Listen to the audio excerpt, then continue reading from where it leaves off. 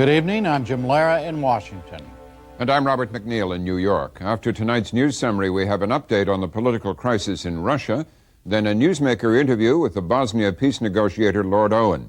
Congressional correspondent Kwame Holman reports on the fate of the Clinton economic plan in the Senate, and essayist Roger Rosenblatt talks about maps.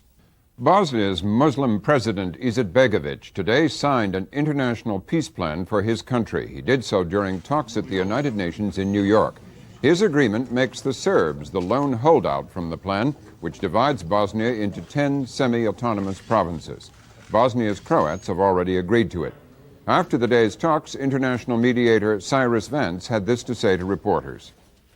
I regret that one of the parties has chosen not to sign, but I hope that what has been done already will serve as a basis for perhaps reconsideration by the non-signing party, and that we will be able to continue to move forward until we reach the point where there can be a real cessation of hostilities.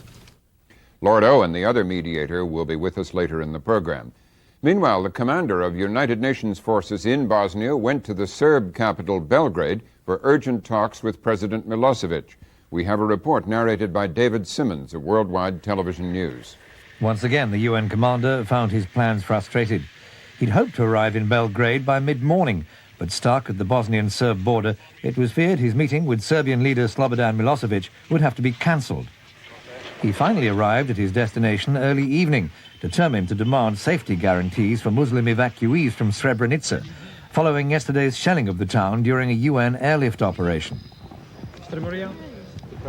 Okay, just to the President in order to ask him to help me for the implementation of every demand they have made for Srebrenica and Eastern Bosnia.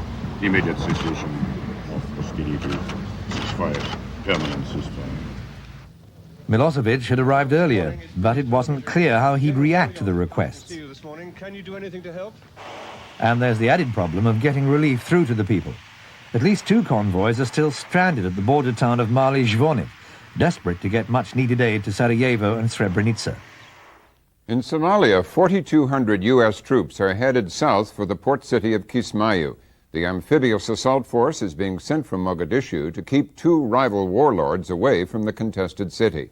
Battles for control of Kismayu killed at least 10 people last week and caused the temporary suspension of Somali political reconciliation talks.